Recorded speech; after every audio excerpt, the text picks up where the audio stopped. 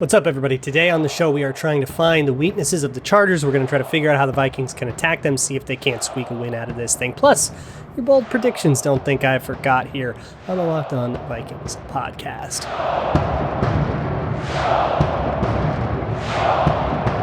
Ooh-wee! You are Locked On Vikings, your daily Minnesota Vikings podcast, part of the Locked On Podcast Network, your team every day. What's up, everybody? Welcome to the Locked On Vikings podcast, part of the Locked On Podcast Network, your team every day. Thank you so much for making Locked On Vikings your first listen of the day. This episode of Locked On Vikings is brought to you by McDonald's, proudly serving communities since 1965. McDonald's has always been more than just a place to get tasty, affordable food. It's an unofficial community center. Big thank you to our friends at McDonald's for always being there. I'm loving it. Today on the show, we, of course, are talking about Vikings, Chargers. I wanted to get into the X's and O's of the Chargers. There's been a lot of distractions this week. Those things still go on and all that. We still got to watch all that.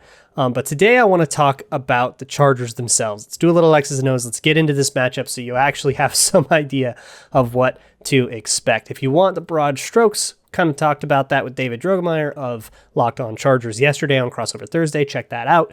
But for a little bit more in-depth stuff, stick with me. We will talk about all of that. Real quick, some injury report information. Of course, yesterday's injury report, I was going off the Wednesday version, which was a walkthrough, so it was an estimation. This was an actual injury report. We have some upgrades. News is better than the Vikings thought, I guess. Oli Udoh, Cameron Dantzler, Harrison Hand were all estimated to be limited on Wednesday. On Thursday, they practiced in full, but Anthony Barr still DNP with the knee. They have kind of told us they still expect him to play through all this stuff, but they just are going to kind of have to rest him sporadically throughout the season with his knee issue.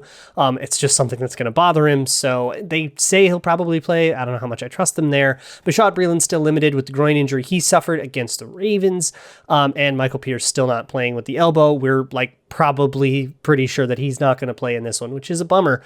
Also, Kenny Willekes, DNP with an illness, which is obviously concerning, though I do not think that that is a COVID-19, that I think he'd already be on the list if he was so sick that he couldn't practice. So if it were COVID-19, so it might just be flu or whatever. All of that aside, I want to talk a little bit more about the Chargers themselves. And specifically, there's something that David told me yesterday. Basically, I did not know the Chargers had the worst run defense in the league. I knew it had been a problem. I knew that the Browns ran on them a lot. I'm pretty sure the Patriots ran on them pretty good. A couple other teams ran on them a lot. So I watched that Browns game because the Browns run scheme and our run scheme are pretty similar, and wanted to see kind of what happened there. I want to talk about that run defense a little bit, because at the center of it, at the tip of the spear, is our good pal Linval Joseph. So I was like, what's going on with that, right? Is he washed? Is he old?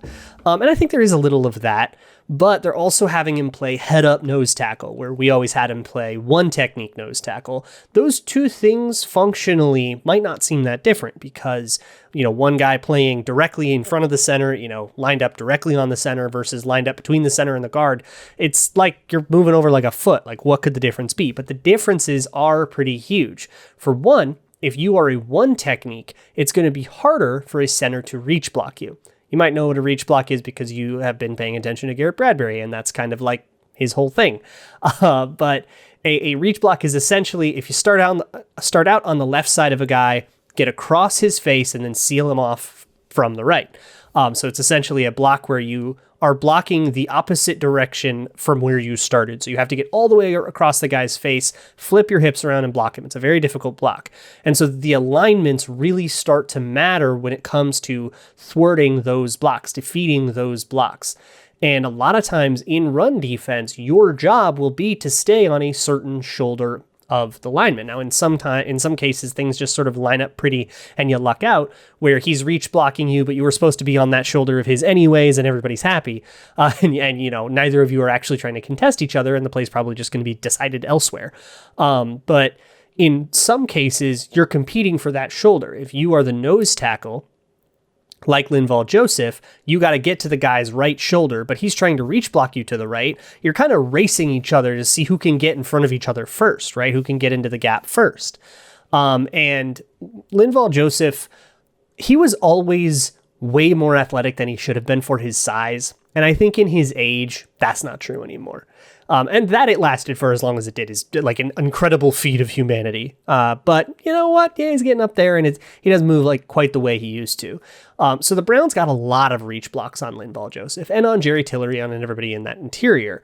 They have a very, very aggressive linebacker core that the running backs, Chubb and Hunt for Cleveland really took advantage of in that game. So you had a lot of, a lot of broken arm tackles and stuff and just good running that just unlocked these. But there was a lot of just washing guys out of the play, a lot of getting those reach blocks and stuff. All of this culminates in a pretty lukewarm take, which is Garrett Bradbury sure would help. This is what he was built for. I mean, this is the kind of game that Garrett Bradbury is on your team to do. And if he's unavailable, he's unavailable. You go with Mason Cole. The Vikings against the Ravens asked Mason Cole to perform, I believe, 2 reach blocks. One of them was, or both of them, I think, did pretty well. One of them almost ended up in a touchdown. It was the play right before Kirk Cousins jumped up over the top of the pile, the one that got within like an inch of the goal line. Mason Cole reach blocked on that play on the goal line. Tough block, made it well. Good job. So they can ask him to, but I think it is telling that in the entire game they asked him to reach block twice, and Garrett Bradbury reach blocks on like every other play. So the run scheme changed a lot, and they won't have as easy of a time taking advantage of the weaknesses that the Chargers have. I think the Chargers also just kind of struggle to get off of blocks. They will be in the right gap, but you can kind of widen them out, or if you can get enough space, or if you can kind of manipulate them the right way and be very precise in the way that Dalvin Cook is, you might be able to get through a gap that's technically covered just by forcing them to get off a block and make an arm tackle, or get off the block and make a better tackle, and having too much burst up through the hole. That's what Nick Chubb really did. He kind of flashes through that hole real quick, and you have to get off your block, make the tackle, and time it kind of perfectly, and the Chargers aren't very good at that. So that is, I think, one weakness of I think that's one of the things like contributing to them having such a bad run defense. And that Browns game in particular is going to weight down all of their statistics because it was such a beating. And so you kind of want to go see if you can't replicate what they did there. But I think more interesting to me is not how you take advantage of a unit that everybody else took advantage of, but more, how do you slow down Justin Herbert?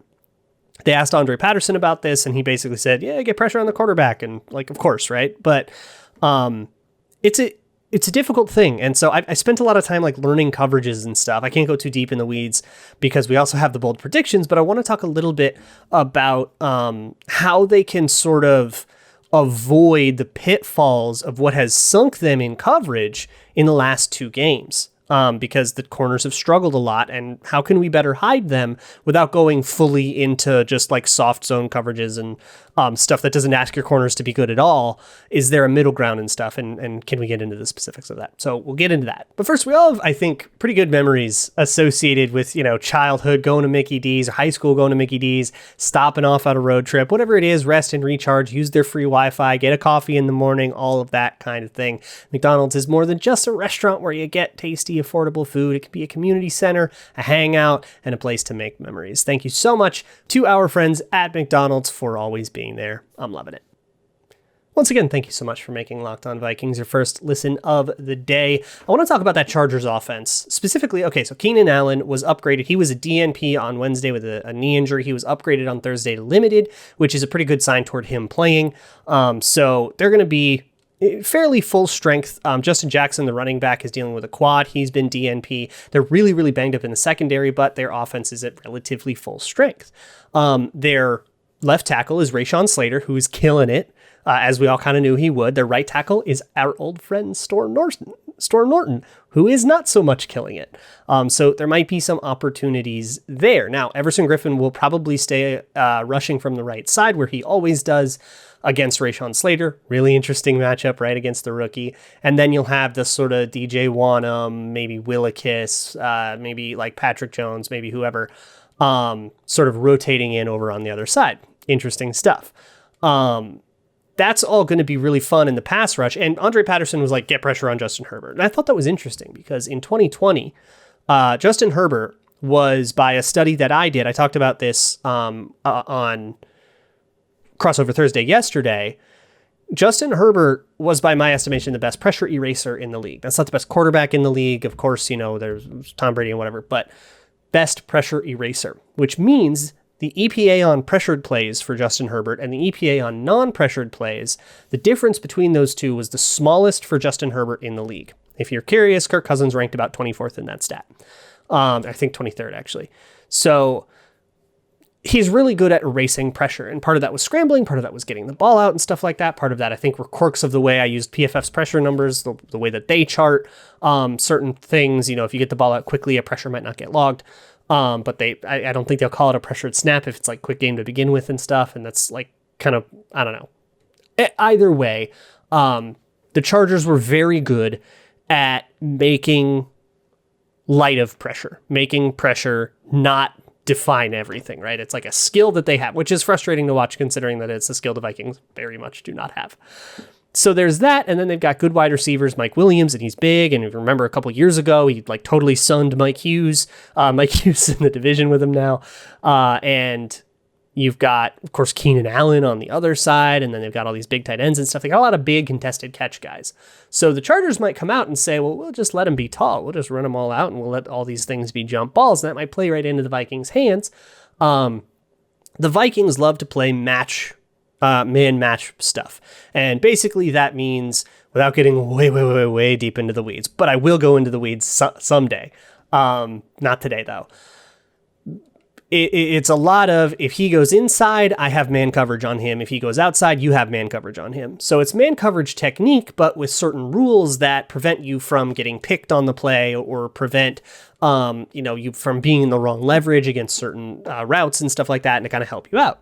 So it will give you the chance to kind of play with your eyes on the quarterback, and eyes on the quarterback is a great way to prevent him from like scrambling out on you. Because I mean, he does have enough mobility to be that kind of threat on the ground. You kind of have to keep your eyes on him to some degree. And it will give you the chance to maybe jump the route and not be in a contested catch situation where you have to suddenly box out a guy like Donald Parham, who's very good at that.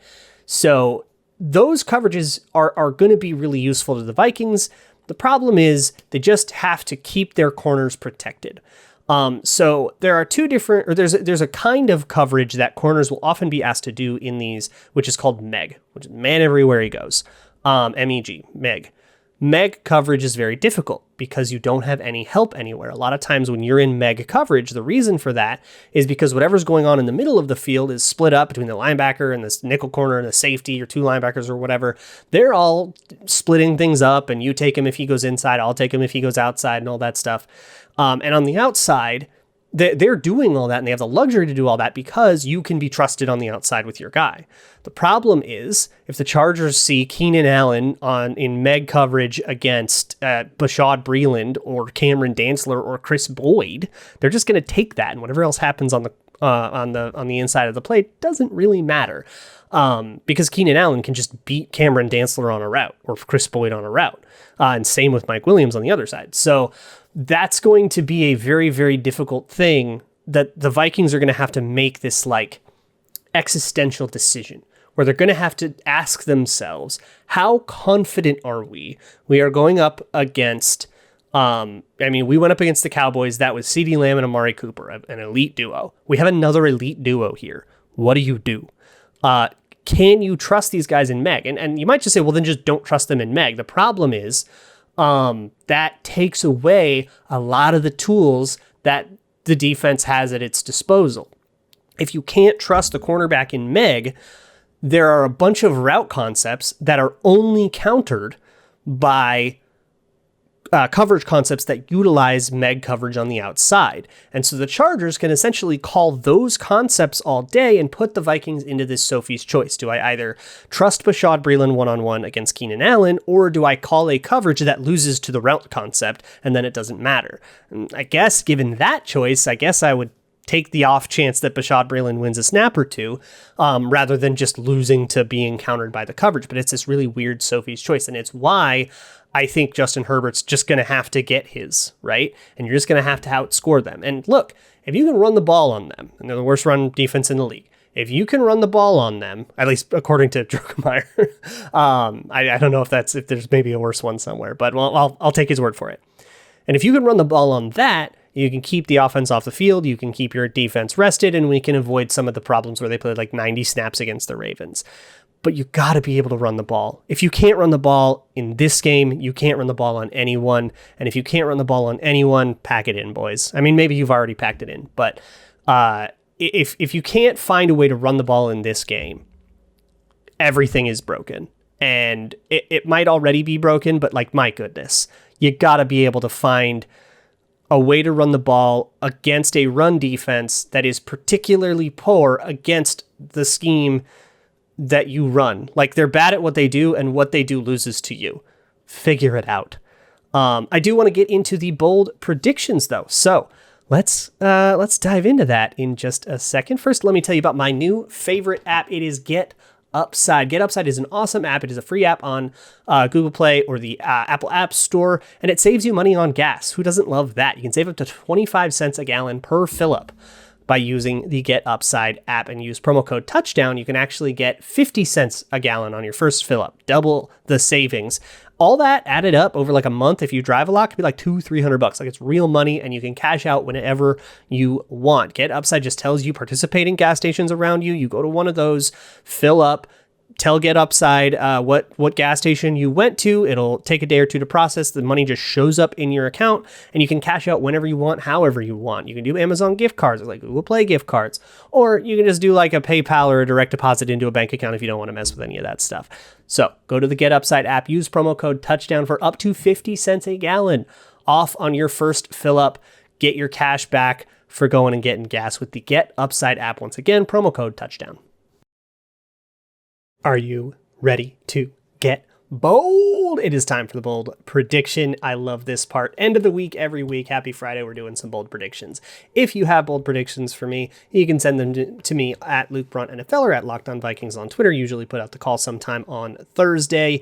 You guys sent out a whole bunch. Thank you so much for all of them. Of course, I can only pick so many, so here they are. We're actually going to start by re-examining the ones from last week. We'll see if any of those hit, and then we'll get into the Week 10 bold predictions. The first one came from Focus Fuller, who said that Kirk would catch a pass for a first down. That did not happen. IITOI said Lamar would finish with negative rushing yards. I'm pretty sure he went over 100 on the day, so that didn't go. Kyle Slaby said Latavius Murray revenge game. He gains more rushing yards and more receiving yards than any Viking individually in those categories.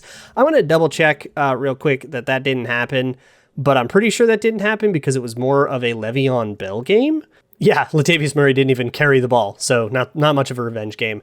Vikings France said Dakota Dozier is activated from the practice squad and allows 0 pressures. I believe this was before he was put on the COVID IR list. He was the one that ended up in the hospital with COVID-19, which was really scary. So, I don't think he's going to be active for this game either, it sounds like. Skull or whatever said Patrick Jones, too, will get a sack in his first career drive. That one's still live, actually, because Patrick Jones hasn't played yet. And James Kunow said another defensive delay of game penalty occurs, allowing Justin Tucker to kick a 60-plus game-winning field goal. I said any defensive delay of game that leads to a score would count. I do not believe we had a defensive delay of game penalty that led to scores. I think we did have defensive penalties that ended up helping them score, like pass interference or whatever, but that doesn't count. So I'm going to put Skull or whatever's Patrick Jones in this, in both categories here. So I'm keeping that one live. So Patrick Jones can still get a sack on his first career drive. But we have more for Week 10. The first one comes from King Squeaks, who says that Bynum will be the NFL Defensive Player of the Week. Cameron Bynum, NFL Defensive Player of the Week. We already know Harrison Smith has no choice but to still be out. He still has to serve his 10 days on the COVID IR because he's unvaccinated and positive and symptomatic and all that stuff. So at least 10 days. And that will not be up before the Chargers game. So still no Harrison Smith. We still have Cameron Bynum. He made a very heady play in that Ravens game to get that interception. So do that one more time and maybe you get NFL Defensive Player of the Week. That would be pretty sick. I would even give this to you for NFC Defensive Player of the Week. That would be a pretty good call. I'd still give that to you. Brett says Vikings defense and special teams outscore the Chargers offense, including safeties, pick six, extra points. So extra points is really important here. Of course, defensive touchdowns, safeties, and all of that stuff. I would say return touchdowns and stuff too are special teams, right? Anything that would like count under a DST in fantasy. So that would be very interesting, right? If the Vikings could just shut down the Chargers offense, they only score 7 points. You get, a field goal, 2 field goals and a couple of extra points, and then suddenly you got 8 special teams points to 7, that kind of thing. It would be a pretty intense call. That would be a pretty corner case, but I could, there's a world, right, where they just figure it out. Certified Kellen Monstan has a very interesting one who said, this Sunday, the Vikings and Chargers will combine for more total yards than there are new COVID cases in LA. So I looked up the COVID stats in LA. LA day to day goes a little over 1,000 new COVID cases a day, somewhere around 1,100. That would be a pretty intense day of total offense. Everybody would need 500-600 yards, which would be pretty unheard of. However, there have been kind of lower days in LA of COVID cases. There was one in October where they had like 800 yards. That's a little more feasible. So there's definitely a world, but this feels extremely improbable. Tone Setter Messiah said Kirk Cousins, Justin Jefferson, sideline spat. So for this, it has to be featured on the broadcast. We have to know about it. We can't just say, oh yeah, I got hot on the sideline or something like that. We got to see it. There's got to be a clip of it. We gotta know. Between Kirk Cousins and Justin Jefferson, I don't think this one cashes because Justin Jefferson, I mean, he's been frustrated, and we've heard him kind of say like, come on, man, throw it to me or whatever. I think we heard him in a game last year where he was open and he didn't get the target and be like, come on, Kirk, or something like that. That doesn't count. We need on the sideline, a spat yelling. And if there's a mic'd up later and it turns out they were just trying to yell over the crowd noise and they were talking about, route combos or whatever, that doesn't count. We need a true spat here. And I just don't think Justin Jefferson just doesn't have that kind of angry personality. He just seems like a really happy-go-lucky guy. And he was asked about target share and stuff like that, and he was like, whatever the team wants. So, I don't know. Just doesn't strike me the same way. I mean, he's a wide receiver, and Diggs was a wide receiver too, but he's not Diggs. Stop making Justin Jefferson out to just be Diggs 2.0. Delusional Vikings fan says Justin Herbert will get sacked 4 times, each time a different Viking. So 5 sacks, you're out. 3 sacks, you're out. So I am making you stick to the specificity of this, and each time a different Viking is really fun. That would be a really fun way for this to go. I feel like 4 is a pretty good, bold number. And if it is 4 and nobody got 2, there's a way that this works with like Mike Zimmer's blitz packages and stuff, where you could get an unblocked one. So you get, an Everson Griffin sack, and then you get like Armin Watts has been doing some stuff, getting some sacks. And then you need a random, like a Mackenzie Alexander and somebody else coming, an Xavier Woods sack, right? It wouldn't have to be a different defensive lineman, just a different Viking. And I think that's the way that you've really opened yourself up for this to work out. And then the last one I'm going to do is Evan Creed, who says CJ Ham has the longest receiving touchdown. I absolutely love that one. Because that could be 3 yards, right? And then you've got like a couple of first and goal at the ones that turn into passing touchdowns, right? So that's the world where this cashes, and that is an absolutely hilarious world and one that I want to live in. So I really hope that one cashes. That'd be good. And then, of course, just a reminder, we're doing we are copy pasting the one from Skull or whatever from last week about Patrick Jones getting a sack in his first career drive, because that one is still lie. He did not say we'll get a sack in the first career drive this game. We're copy pasting it. So we're going to stick to that. Vikings are currently 3-point underdogs. For me, I will pick against the Vikings until they prove me wrong. And they did cover last week, but until they prove to me that they can be a real team and focus. That's what I want to see from them in this game. I want to see them be focused. I want to see them be driven, and I want to see them stop making the shoot yourself in the foot mistakes, the holding penalties, the illegal formations, the false starts, and all that stuff. Stop shooting yourself in the foot. Stop getting yourselves into 2nd and 20, and see if you can't push the ball downfield. Damn it. They got to figure out a way to do that. It can't be this easy to defend the Vikings. So if I can see them get out of their own way, they've got as good a chance as anybody. But of course, that's proven to be too much to ask in the last couple of years. So we'll see if maybe they can turn it around here. I will be at the game, so you might see some stuff from me there. So go ahead and check that out. Thanks so much for making Locked On Vikings your first listen of the day. For your second listen, check out the Peacock and Williamson podcast. They'll be previewing the whole weekend of football from the national perspective, doing a great job over there. I'll see y'all tomorrow, and as always, Skol.